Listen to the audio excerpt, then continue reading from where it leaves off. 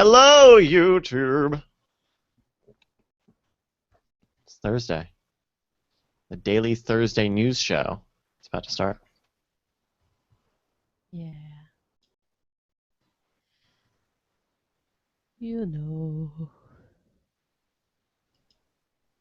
These news.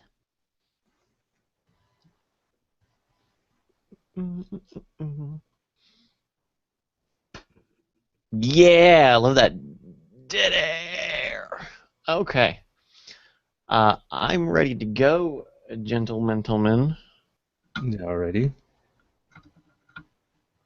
But I would not presume to hasten you to your ready.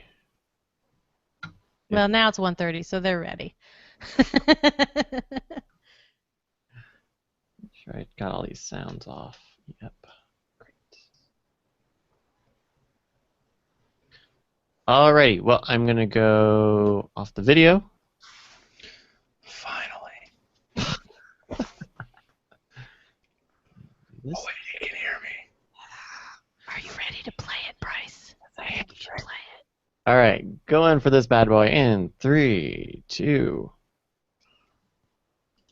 Hello Daily Tech Show listeners, I am Dr. Spatzel. The Daily Tech News Show is brought to you by listeners just like you. If you would like to become a patron of the show, go to patreon.com/acedtech. Thank you, and enjoy the show.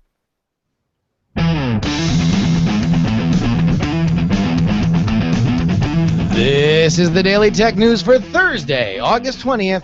I'm Justin Robert Young, filling in for Tom Merritt on assignment, and joining me is one of my oldest friends, author, thinker, magician, all sorts of man about town, and today, tech pundit, Andrew Mayne. Welcome to the show, Andrew. Mr. Young, thank you very much for having me. We have a lot of really interesting stuff in the news, including a discussion topic that I think a lot of people, especially those that are interested in journalism, are really going to want to stay tuned for. But first, let's go ahead and get into the headlines. The Verge has sources who say that Microsoft will hold a massive hardware launch in October to unveil two new Lumia handsets, a 5.2-inch 950 and 5.7-inch 950 XL. As reported last month, the XL will include support for Microsoft's Surface Pen technology and a new smart cover that has a circular cutout for easy access to notifications. Both handsets will ship with a 20-megapixel PureView camera and the XL sporting a triple LED flash. At the same event, Microsoft will also reveal the Surface Pro 4 and a Microsoft Band 2. The charging mechanism and overall design of the Surface Pro 4 will be similar to the Pro 3. There are no details about the new Band just yet, and no date has officially been set for the event. This doesn't appear to be quite the exciting announcement that some of the Microsoft press has gotten so far. But what do you think? I first off, I would say that it is pretty much agreed. Microsoft is making amazing hardware and software. They've done some really awesome things in the mobile space. That we can all agree, right? Yes. Yeah. Right now, I'm going to give you a comparison. Apple and Google have like 98% of that mobile handsets right now. Smartphones are either Apple or Google. It reminds me of, like, I loved the Amiga. I loved the Commodore Amiga. It was awesome. Its graphics were way ahead of the curve. You could do amazing things. Modern video, nonlinear video editing, for the masses was based upon using the Amiga platform. It was never going to be a contender. No. There are still fan clubs and conventions today for Amiga, but there was just two giants already at play, Microsoft and Apple, and then Microsoft became the behemoth, and of course now I think it's Microsoft's turn to be the Amiga. And you have to wonder whether these models are going to be reflective of what we'll see from Microsoft in the mobile space in the next 5 years. Satya Nadella, of course, the Satya man, who is reigning Satya madness all over all the Microsoft fandom, has been very pragmatic about just getting good hardware and any element that people naturally want to interact with the Microsoft ecosystem. You have to wonder of whether or not what the future of Windows Phone really is. When there was talk of like what was going to be the legacy of Microsoft, and Linux was making inroads into really taking out a big part of the corporate market and taking a big share, which they did. Linux in the variants there absolutely had a profound effect on how we did things sort of on the business side, and as the internet grew, there was talk of making a Microsoft version of Linux, of doing that, and there were actually development teams or people making the Microsoft flavor that might be the only way they could survive, which didn't happen. But now, do we need a Microsoft version of Android? I think we're going to find out. The BBC reports that a fresh set of files that appear to be leaked from Ashley Madison's data dump has been uploaded to part of the internet known by some as the dark web. The data dump was accompanied by a note addressed to the infidelity dating website's boss saying, "Hey Noel, you can admit it's real now." The name of one of these files indicates that it contains nearly 14 gigabytes worth of data from the chief executive's email account. One security expert who has managed to download some of the other files said they appeared to contain instructions used by computers to run the website. A very scandalous story that has kind of spawned its own little cottage industry, not unlike the Sony data hacks. Andrew, it feels like we're going through the exact same thing that we went through a few months ago, where you have a lot of salacious information, and then everybody had their second-day think pieces about, well, should we have looked into this? Should we have made such a hay on obviously stolen and illegally obtained information? And now the booze is back in stock, and now we run wild yet again with all these stories. I feel like we're in a Cory Doctorow novel. Because you have the interesting thing here is the hackers have a very moralistic point of view about why they're doing it. They're like, hey, you cheating cheaters, now you know this. And also, they critical of Ashley Madison has this $19 fee you pay to have your file erased, which apparently they weren't erased. So, the prospects of this company surviving don't look extremely positive. But I'm fascinated by the point of view of just hackers with this agenda other than trying to exploit bad security or, some sort of crazy, we wanted to face some political organization, but say, no, we don't agree with what you're doing ethically, so we're going to expose your members. And personally, I'm a bit, it's now because of the leak, people know that I am, in fact, not married. Well, hey, listen, the truth comes out. To give us an Android Wear update, we are joined by our producer, Jenny Josephson. Jenny? Ars Technica reports that Google announced an Android Wear update today that will add interactive watch face support, which will allow developers to write watch face apps with customized layouts and buttons that reveal information and trigger new activities. The update also has a special bonus for LG Watch R owners, Wi-Fi support. The update will roll out to all Android Wear devices in the coming weeks. Whether or not Android Wear survives as an ecosystem remains to be seen, but the fact that there is a market for customized layouts for smartwatches, I think, is without a doubt. I would love an Apple Watch marketplace where I could get specifically designed watch faces that plugged into the apps that I use the most and find the most useful on my Apple Watch. Yeah, it's a good sign for the overall market. Andrew, is that something that you would be interested in? I'm watchless right now, and I have an Apple Watch, and I wear it from time to time. But it's made me rethink a lot about how I use technology. Really? And because I liked it, because I said, it keeps me from taking my phone out. It's easy to respond to text messages. But you know what else I found does that? Not taking my phone out. So I have not made up my opinion on it, but I do have this sort of we talk about the wearable future, and I'm in of a mind now, I don't know if I want that. I don't know if I want that. I like my computer time to be my computer time, and I kind of like my other time to be my other time. Microsoft introduced a new feature in Bing Search for Android that analyzes what's on your screen to bring you useful, relevant information without switching apps. The new feature is similar to Google's Now on Tap and the upcoming Android Marshmallow OS update. VentureBeat reports that the new Bing feature works with any app. Just long press the home button. It will read the contents of your screen, image and all, and display related information in an overlay.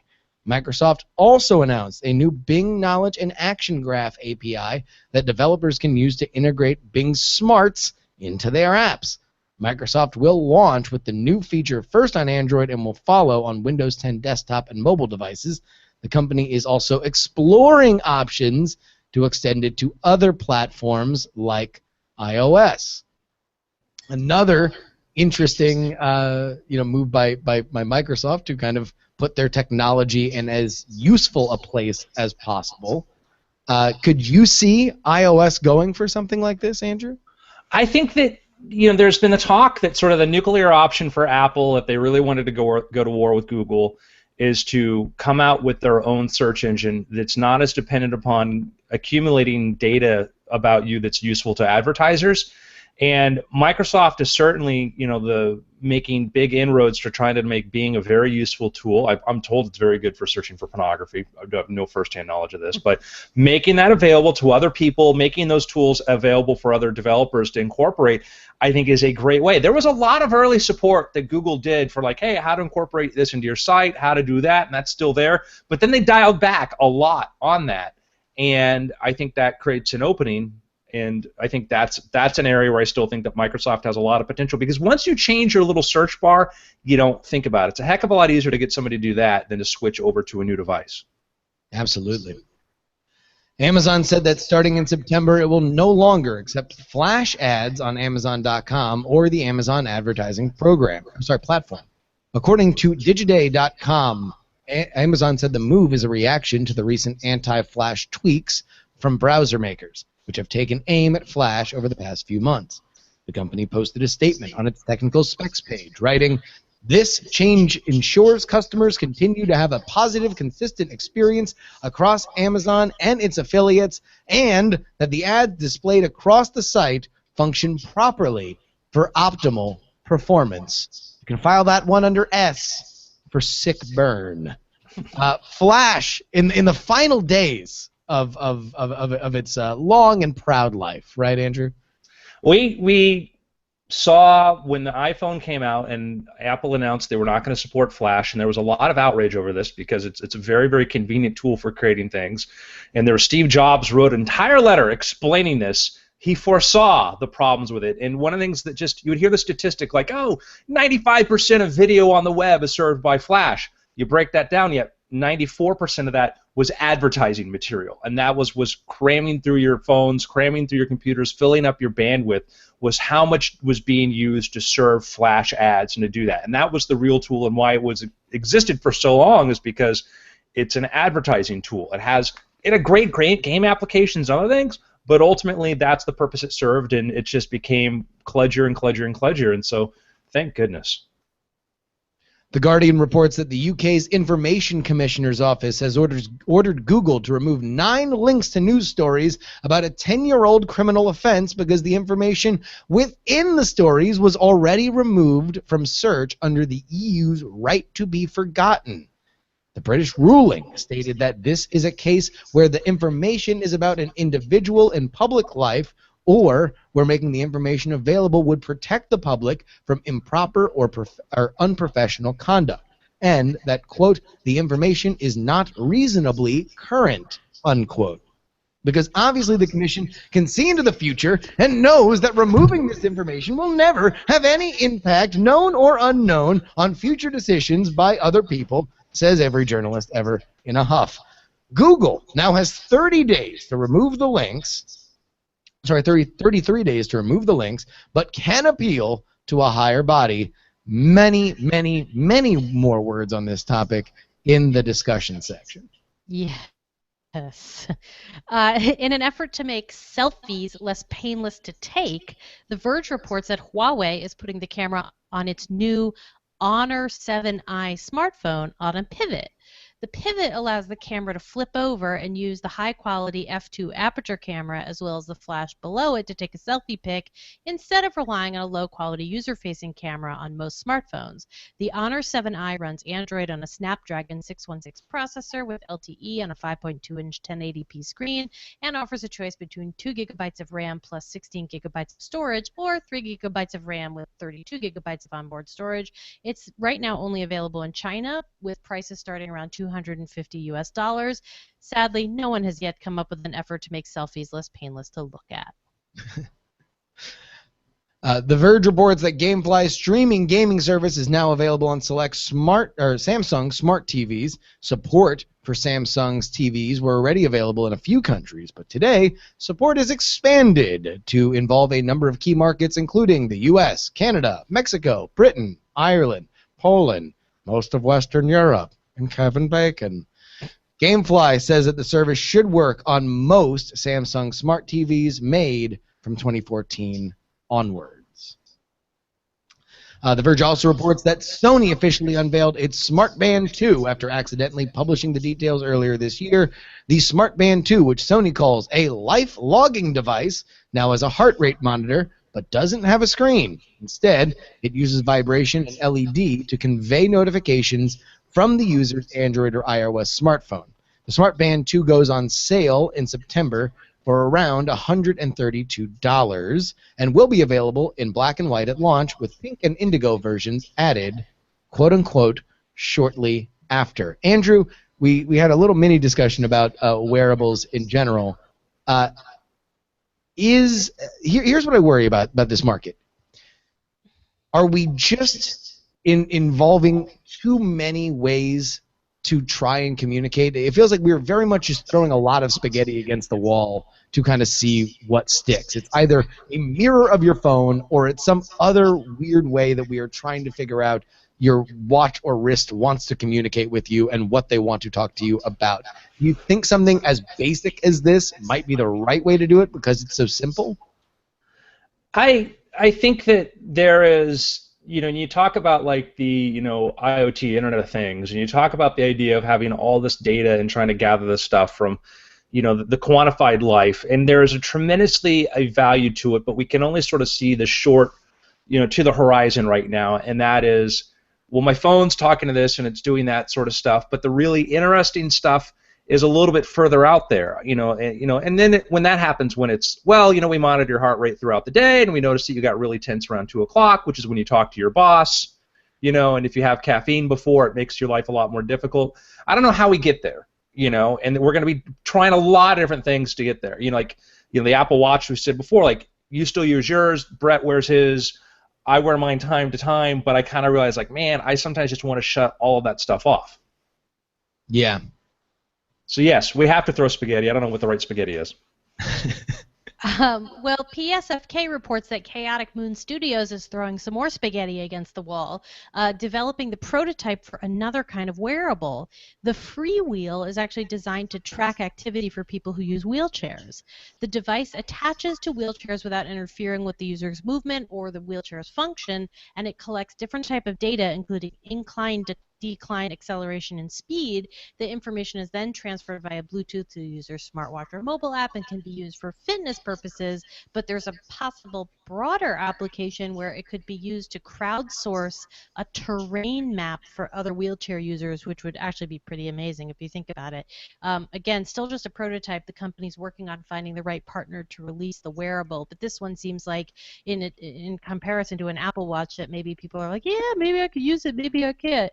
This could be immediately useful and even life-changing for a lot of people. That sounds really cool, and that sounds like a great idea. In defense of the Apple Watch, too, though, the ability for it to collect a lot of data for like medical research and other things is great. And you could probably, within there, using the sensometer and using the accelerometers and other devices, you might be able to do something like that with this. But I love the fact that here's a company saying, hey, how do we improve the life of these people who have to transport themselves, where 6 inches up a curb can make all the difference in the world. Now, the Daily Tech News Show team is very fond of the function in Slack that allows us to endlessly post Giphy GIFs inside of our chat space. But sometimes Giphy doesn't quite deliver the right GIF for our exact intent. Well, today, Giphy released a new app that allows iOS users to create their own 5-second long GIFs with stupendous ease, add some meme-friendly graphics, and share it across most social media platforms. The app even switches the file over to a looping video in apps like Instagram that don't support GIFs. One limitation: the app doesn't yet allow you to cobble together previously shot images inside your camera roll, but requires users to take fresh video. Seems like we are getting close to the ultimate Death Star efficient GIF making machine. Although I don't know how much this gets used if it's only new video. This is very exciting functionality wise. I don't know how exciting it is going to be, even for the GIF crazy, like we are here at DTNS, for if you have to shoot something new every time. Andrew? The beauty of GIFs and things like that is to quickly pull up something you already made. It's a wonderful form of communication, and it's an efficient form of communication when it's quick and immediate. When I have to create a new one, as you pointed out, that seems to get away from why these things are popular. Yeah. You can always check us out on Reddit, reddit.com/r/Daily Tech News Show. It's where we find so many of our news stories. One that came in from Flying Spatula is that the latest terms of service service sure to cause hand-wringing, courtesy of Forbes. Spotify pushed out a privacy policy today. Should you accept it, you will allow Spotify to access the sensor information on your phone so it can determine whether you are walking, running, or standing still. It also wants to know your GPS coordinates, grab photos from your phone, and look through your contacts. It may share that information with its partners, so a whole load of companies could know exactly where you are and what you're up to. When asked for comment, Spotify said, "Throughout, the privacy and security of our customers' data is and will remain Spotify's highest priority." I mean, behind money and our success. Yes. And, us doing well and being competitive in the marketplace. Justin added completely editorially. Too far? A bridge too far for Spotify, Andrew? After this? I mean, if you're Spotify, there's some questions you want to know. Are people listening to this sitting still? Are people listening to this in their car? Where are they listening to this in their car? And that opens up the opportunity of like, oh man, Justin has this route to work, and he passes a lot of coffee beans on the way there. And if we have this, if he gives us this data, then if we want to plug in a commercial, man, hey, how about some fresh coffee bean? Why don't you get some coffee? You know what, Justin, there's one just a mile up ahead on the right. It becomes an incredibly powerful advertising tool, which is what I think it's for, is that it's purely how do they better deliver advertising content to you through there.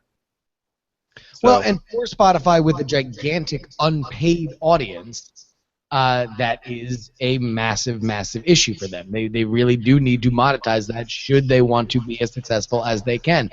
However, customer satisfaction is at an all-time high in a very competitive marketplace with a very, very well-heeled competitor who is going to do any and everything and has been very active in pointing out where they do not want you as an advertiser. Speaking, of course, of Apple Music. Mm-hmm. Inga Anning sent us this TechSpot report that Google's data center in Belgium lost data after it was struck by lightning 4 times. It wasn't struck by lightning. It was actually the power grid, apparently. That was the update to it. That the power grid was struck by lightning, I guess. Not Google's data center. Yeah. All right. Well, as per the latest report, I could be wrong, but the initial report cited a Google incident report indicating that automatic auxiliary systems quickly restored power, that the systems were also on battery backups, that it experienced extended or repeated battery drain. Google said manual intervention was required to restore the systems to their normal state, and unfortunately, a small amount of data was permanently lost.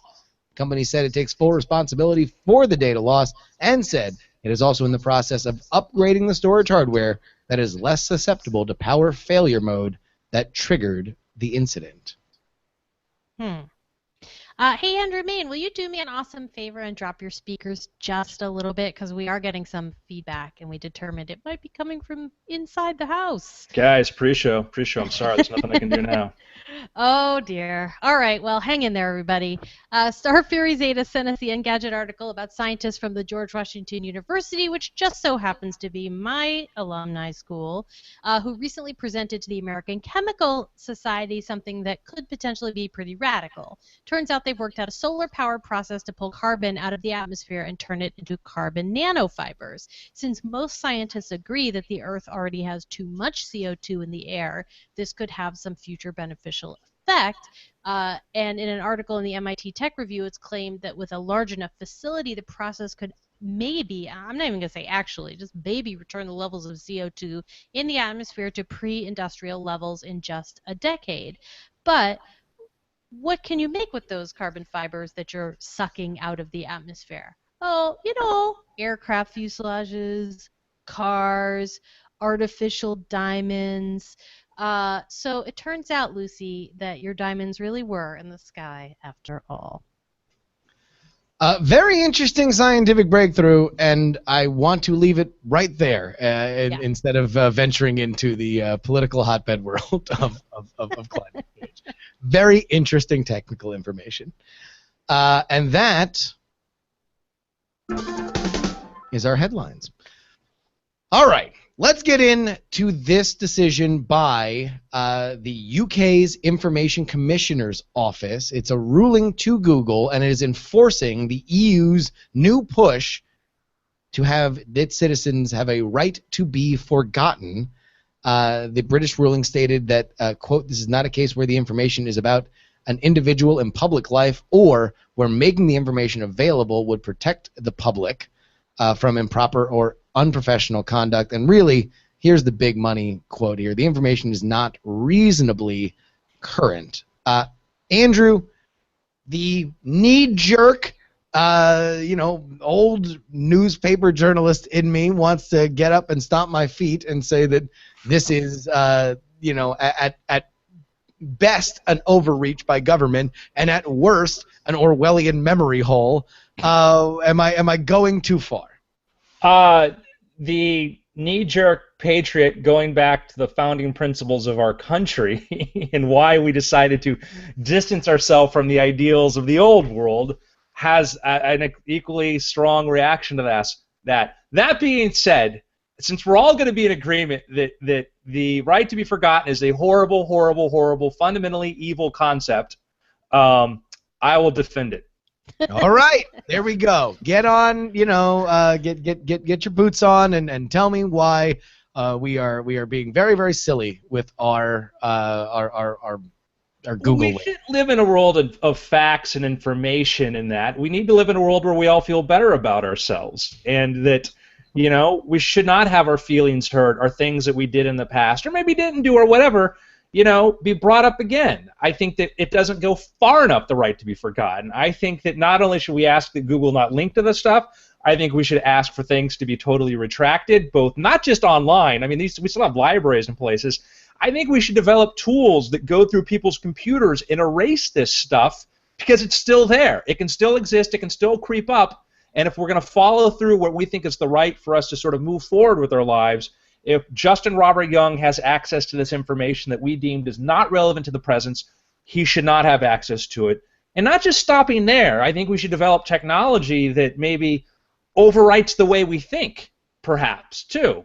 So we can take it out of your memories, because the last thing I want to be is at a cocktail party where you're there talking to somebody else and say, you know what Andrew did 8 years ago at a Taco Bell? Oh my God, okay?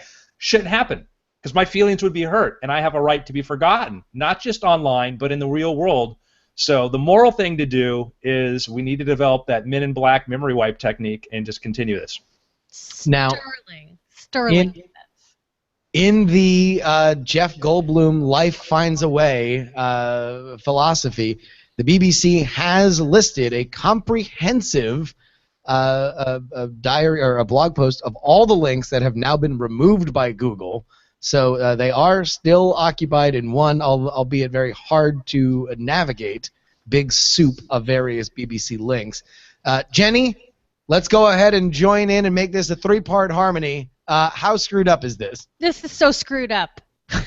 I'm so sorry. I'm just going to come down completely on the side of I will go as far as to say that I suppose there are certain cases of absolutely 100% inaccurate information about a human being, a single individual, that could be corrected in some form by somebody. And I would suggest that modern day newspapers on the internet have a really great way of doing it, which they go into their article that they already wrote and they put in this one word, and it's called update.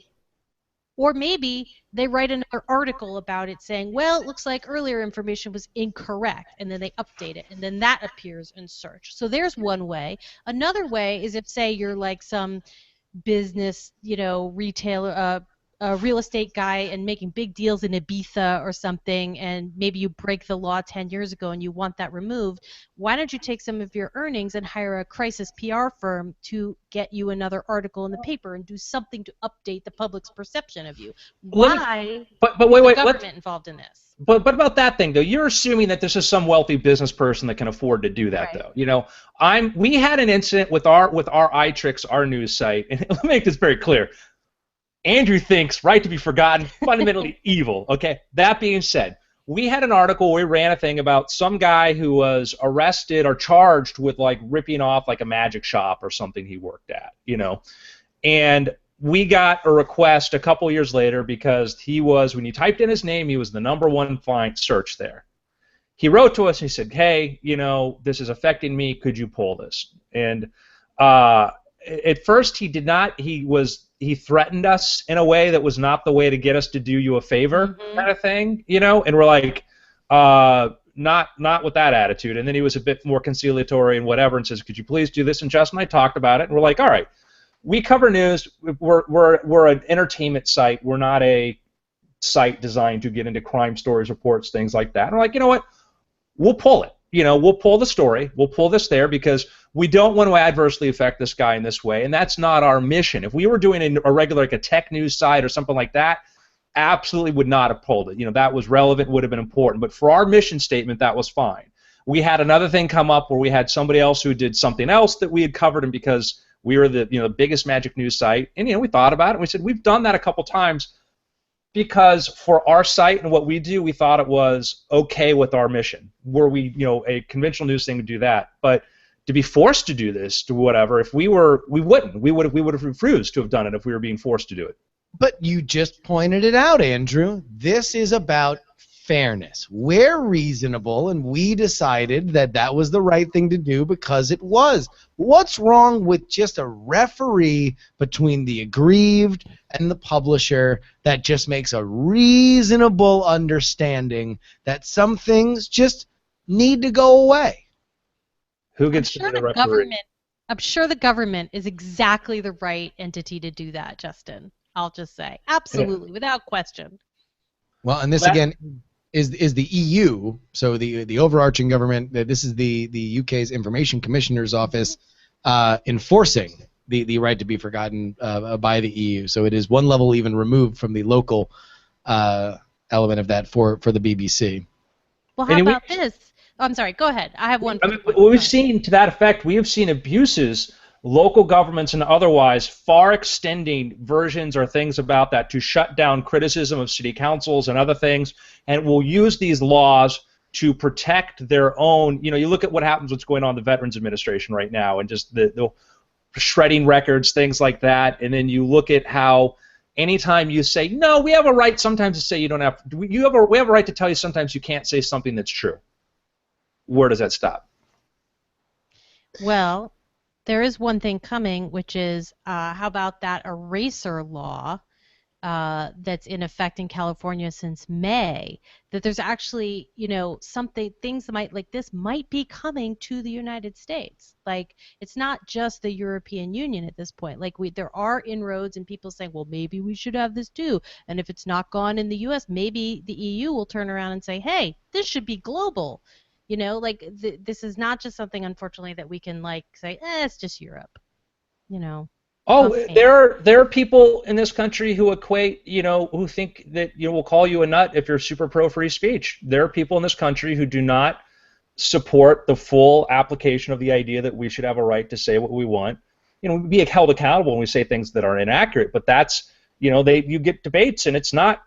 We're not all 99% for this. It can be, particularly in college campuses and areas now today, you get a lot of anti-free speech. You get a lot more, people's feelings matter most, and the idea of the right not to be offended. Yeah. Well, we will have to see where this goes. I certainly, the first thing that came to my mind in reading this was, this is why I am proud to have somebody like Alex Jones in our media landscape. Not to say that I agree with Alex Jones. I disagree with him on quite a lot. But if there is somebody yelling and screaming about stuff that is far more trivial than these kinds of overarching government laws and enforcement of said laws, then I think that maybe there is a natural antibody within our media ecosystem that is keying in on these kinds of overarching decisions. So let me sum up. I'm pro this all the way to memory wipes, guys. Of course, we do not do advertising here on the Daily Tech News Show, but we do shout out projects that we like. The pick of the day is submitted by you guys, the listeners sometimes. Sometimes it's Tom stuff.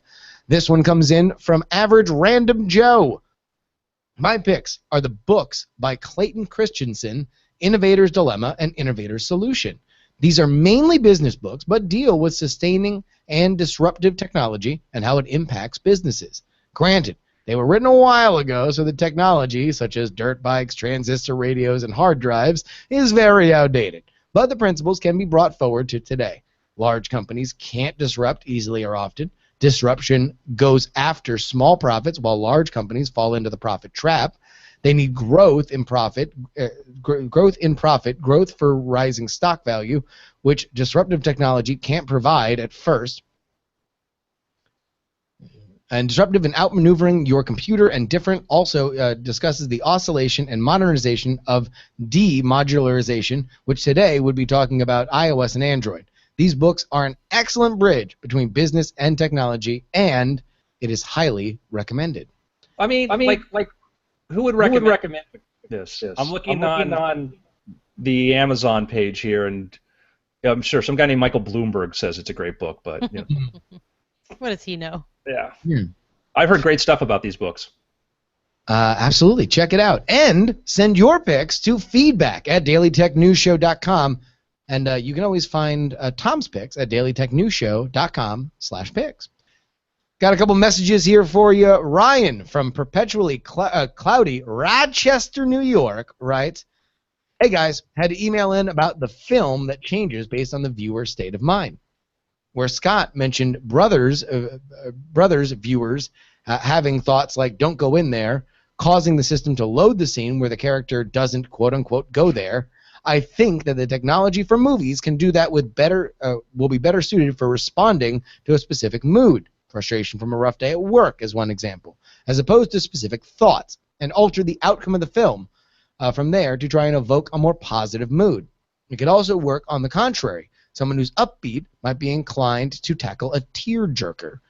Now, Jenny, fill me in on this story that Scott was talking about on the last episode. It's pretty awesome. There's a guy who is developing a technology so that a movie, just a short film, becomes something of a choose-your-own-adventure, except you're not doing the choosing. The movie makes the decisions based on what your brain is giving off. Like if your brain is afraid and says, don't go down that hallway, you're either going down the hallway or not going down the hallway, depending on what they decide that is. It's incredibly amazing. And I'm pulling it up from yesterday, but to give you more specifics about it. But it just it's pretty wild. And hold on, Andrew, you are of course, an published author, a creator of so many stories, not only in the narrative side, but also especially for magic theory and performance. There's a lot of very intuitive psychology that goes into that. You were wincing at the description of that technology. Why the wince? It's a horrible idea. It's a horrible idea. If you want to call it a game that works that way, it's fine. But interactive cinema. It's been tried for a long time. I remember in the '90s they had a thing where the audience could vote on which way. Like, should we go here or should we go there? Which is just a big dumb game that's not that exciting. We had a huge argument on weird things and after things about Star Wars canon, and Brian, who was emotionally damaged by, scarred for life over the fact that they said, you know what, this version of things that happened didn't happen. And so, a idea of watching something and then have it like, no, we're going to cater to the way you want, because these things get proposed often by people who have not interested in narrative structure, I guess. And to me, it's just like, I can certainly see there's going to be a tremendous value. Netflix, read me, tell me what I'm going to watch tonight. But at a certain point, somebody has to be making a decision. And there's been cinema where things play out differently, whatever. It's a novelty. But I want George R.R. Martin to tell me the damn story he wants to. If we get upset, like, oh, don't do that. But the brain that was smart enough to think out that part is going to have a much better ending in mind than I am. But isn't it just a matter of creating branching endings? That the creator is still obviously in control of the endings, but it's releasing control of that narrative structure to the viewer. That it's creating multiple stories, like a multiverse of stories, as opposed to ruling them out. It's not saying you can't have the ending that the guy intended. It's just saying he intended you to have a whole bunch of different things. Well, let me ask you this, because I will also direct everybody that both of the Jessica Blackwood novels are available, The Angel Killer and Name of the Devil, on Amazon and wherever you might find all your favorite books. Andrew, I know through your creation of both of these, you did write multiple different pathways for these characters. You wrote multiple different endings. There were different decisions in various forms of the final product that had them in different positions. Would you feel comfortable giving the audience the choice so that they might find themselves more fulfilled because they get the version that you approve, that they like the best? No, it would not. When I was a kid, I loved reading Choose Your Own Adventure books. Choose Your Own Adventure books were a lot of fun. They were based on a game. They're actually based on going further back, a dungeon or a tunnel cave exploration game type style thing. And that's games. If we want to talk about games, that's fine. But we're talking about narrative. Narrative implies one pathway. So, I wrote another version of one of the books that I then said, you know what, not happy with where this is. Let me rewrite it. And actually, I went back to that earlier version, and that's what got published. The second version isn't. Certainly other artists can have other ways that they want to entertain and can create these multiverse things like this. I think inherently, when you start pushing more of the decisions up to the user, you're creating a game, and just to call it a game. But otherwise, a narrative should be this is a story. I'm going to bring you here. I'm going to take you places you don't want to go. But at the end, I'm going to entertain you. I hope. Well, you can find out whether or not Andrew made the right decisions for Jessica Blackwood and all of the characters in both Name of the Devil and its forebearer, The Angel Killer, by going and picking up both those books in ebook and print copies. Anything else that we should know about that you got going on, Andrew?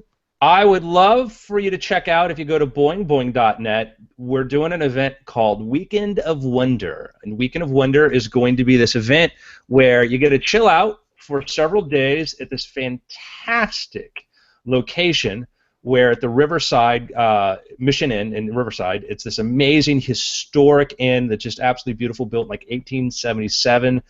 Or 1902, or renamed. But anyhow, check this out. Go to boingboing.net. The Weekend of Wonder. It's September 18th, 19th, and the 20th. And you're going to have such interesting personalities there like me. I'll be putting people in straitjackets, maybe letting you out, showing you how that works. You're going to have Olivia Olson and Martin Olson, as we know from Adventure Time. And Martin Olson did Adventures, or Phineas and Ferb. I'm going to be there, like I said. We're going to have a bunch of really cool guests there and surprises, so check that out. You know, go to boingboing.net, read about the Weekend of Wonder, buy your tickets if you are in the Southern California area or can get yourself there. And after all that, why don't you scroll down the page a little bit on boingboing.net to see their little write-up on a Kickstarter called The Contender, a card game that me and a couple other people put together. It has done very, very well, thanks in large part to the dedication and support of Daily Tech News Show listeners. Thank you all so, so much. We are in our final 10 days, and this is the last chance we're going to have to make this base deck for everybody who's already put in as big as possible. So go ahead on over thecontender.us/Kickstarter. Take a look at all the rewards. If you want to upgrade to another one, now's the time. And tell a friend, tell a neighbor, tell your congressional representative that they need to learn about the Contender, because if we get to 2,000 backers, we all get 50 more cards in that base deck. So go ahead and check it out, thecontender.us/Kickstarter. We'd also like to thank all 5,034 patrons who support this very show at dailytechnewsshow.com/support. Our email address is feedback@dailytechnewsshow. You can call us 512-59-DAILY. That is 512-593-2459. And listen to the show live Monday through Friday at 4:30 p.m. Eastern Time at player.alphageekradio.com, or visit the website, dailytechnewsshow.com. You can also check it out on diamondclub.tv. The Reddit is reddit.com/r/dailytechnewsshow. Check us out tomorrow when Darren Kitchen and Shannon Morse will finish up the week with some Hack 5 style, and I'm sure are going to have some just amazing insights into the Ashley Madison hack. Thank you, everybody, for dealing with me and Andrew and our stewardship of the great ship, Daily Tech News Show. Tom will be back next week. Until next time, see you later.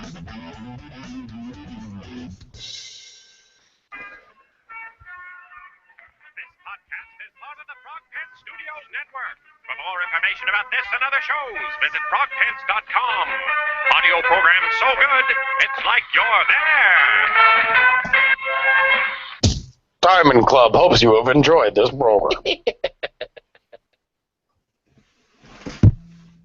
Great show, guys. Good show, gentlemen. Great show, everybody. What should we call it? I don't know, because I don't have the link to the thing. There's been a suggestion bot showbot problem. Oh, right. Oh, you don't have the link to the showbot? No. Showbot. Ow! I don't know if Usually Showbot's Showbot back. Reminder is in the chat room. Or if it's... Pimping the link. Hold on. Don't you forget about me. We may... It was a showbot back? Showbot... Oh, yeah. It's back. All right. The Microsoft Amiga. The web is dark and full of data leaks, which I really like. Don't you Microsoft. forget about me. Yeah, where'd that go? Ow! Don't flash me, bro. I can't feed you. Is this on? Is this on? Don't you forget about me. We heard it. Simple Minds. Isn't that Come by on. Glass Tiger, though? Wait, what? Wasn't that by Glass Tiger? Don't you forget about me? No, isn't that Simple by... Okay. I give up. I don't know. A Flash in the Ban. What is that? I don't quite get that one. Simple Minds. Oh, Don't Simple Minds. Simple Minds. Whatever. One of those 80s bands. How many times do I have to say Simple Minds? How many times? Is this... Oh, I only heard it the last time. You said how many times do I have to say Simple Minds? How about Don't You Forget About Me as a title? That's a I love that dumb title. idea. What a great idea you had. That's the dumbest idea I've heard. You have a lot of dumb ideas, Justin. And out-dumb your dumb self with dumb ideas. Oh, what is it? Tinvec is pretty sure we used Don't You Forget About Me before. Well, that's because it's a dumb idea. How about the dark, dark web? Yeah, we got the dark, dark web. Whatever you said before that I'm going to try to take credit for. Don't flash me, bro. Yeah. Why didn't Spotify get your mass text? It's verified it's in your contacts. Oh, Spyify. Ooh, I like that one. Let's see. Ow. Sorry. You know, that's something Taking that's in- kind of gotten lost. I mean, Spotify's got a little Uber in them. Like they kind of don't care, and they're a little aggressive. Yeah. Do you know who directed the Straight Outta Compton video? Who? The Rupert video, the Wainwright. original video. The original video, Rupert Wainwright. Monsignor Hallelujah? Oh wow, really? That's Mhm. amazing. Tom is writing me. How did the show go? Still going. Let's see. All right, let's pick one. Pick one. You guys are title pickers. Pick a title. Yeah. Well, I like Spyify. Okay, I like that too. Bryce, make it so. As long as we've already somebody double check that we have used. Don't you forget about me. Hold on. I don't know. It might have been on Show the Older. I don't. Let's see. Let's see if I can figure that out. Oh, I have no problem stealing from that franchise.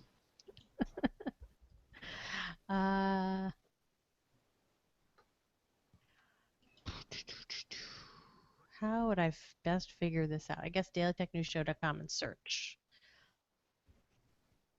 Oh, people are saying it's not on. Oh, never been used. All right. All right, that's it then. Don't you forget about me. Don't you forget about me. All right. Dumb Simple idea. Minds did that song. Do you know that? Who did it? Simple Minds. Huh. Trust me, guys. It's going to go down as the worst idea ever. Put that in parentheses for the title. I do love Spyify, I have to say, but I'm gonna go with the consensus of the crowd. By the way, thank you guys for not noticing that or not saying anything that I accidentally closed out all of Chrome, forgetting that I was on Google Hangouts. Wait. You know what? Maybe it should be don't you forget about me. This is the point is moot. Discussion is closed. The question is moot. Bryce, you pick it. You make the call. No, don't you forget about me. It's great. Great. Really. You already typed it in. I also really typed it in Yeah. the two places I have to type it in. All right. So it's done. It's selected. Selected. Let's see. What else is going on, people? Oh, the contender. Yeah, I didn't realize you guys got written up on Boing Boing. That's awesome. Yeah. Mark Frauenfelder. Mark Frauenfelder. Frauenfelder. Hey, that was earlier this morning. That's great. Yeah. No. And that in large part Because Contender's awesome. because Contender's great. Yeah. And we, it takes a village to raise a Kickstarter. Mhm. And I've had tremendous help from so many people, including Jenny and Andrew. I had since I'm doing that event with Boing Boing, I went to a pre-event party to talk about what we're putting together, and then I pitched him, told him about the contender, and then Mark gave him the link, and then Mark texted me yesterday. He goes, "Hey, is that Brian Brushwood in the video?" Yeah. Like, yeah, he works as an extra, for fun, whatever. It's Yeah, I watched that video again last night just to refamiliarize myself with it. It is really good. That's a really good Kickstarter video. Oh, thank you. Well done. We were happy with it. If I could do it again, I'd make it a little less formal, but I think it's fine for what it is. I would have made my speech a little bit more natural because I think I'm better when I'm not, like, doing a thing. Right. I don't know, Justin. No, I don't know if it gets that much better or not. I don't know. Maybe it does. a fair point. Don't You Forget About Me is, I think, what the title should be. The Simple Minds song. I don't think it was Simple Minds, guys, and I still think it's a horrible title. So. In the movie soundtrack it was featured in. Or the movie. I feel like I'm being watched. Pretty in Pink? Holy crap. We're Really? in mid-August, and they're only at Hurricane Hurricane Danny, the first hurricane of the Atlantic season. Is it DA&I? Please tell me it's DA&I, like a stripper. It's not, although it wouldn't be the first DA&I to make her way to South Florida. Oh, if it's a breakfast club. where it lands. Right. Yeah. Sorry, wrong 80s. Ron John Hughes. Wrong super formative 80s movie from Jen. What did you say that I can I mock said- you? Oh, wait. You usually said Pretty in Pink, I said Pretty in Pink. and that But- was Psychedelic Furs. Yeah. Yep. And that was Molly Ringwald played the song for John Hughes that he said, oh, that's cool. So he kind of wrote that for Molly. That is a very adorable child in there. Was that some sort of new Amazon or Uber service where they just give you like adorable children to hold on to? I'm part of a club, and after you turn in about 100 premium stamps, you get one of these. That, sir, that is an awesome club. It is. That is a beautiful child there. I thought I was getting sea monkeys, and I got a kid. Just a kid anyway. Oh, well, you want to know what? I thought that would be late for a hurricane, but Hurricane Andrew formed on August 16th and made landfall almost. Weren't they trying to do something with the names? I remember about naming hurricanes to make it less offensive or something. I don't know. It was like a couple of years ago. I think they should sell the naming rights to like rival cities. That would be great. You know? You know what? You could pay in. It would be kind of like a lotto system where like you put in $10, you put in your entry form, and if you win, you officially get to name the hurricane as long as it's not offensive. Why limit yourself? I mean, Call like it Hurricane Trump or something.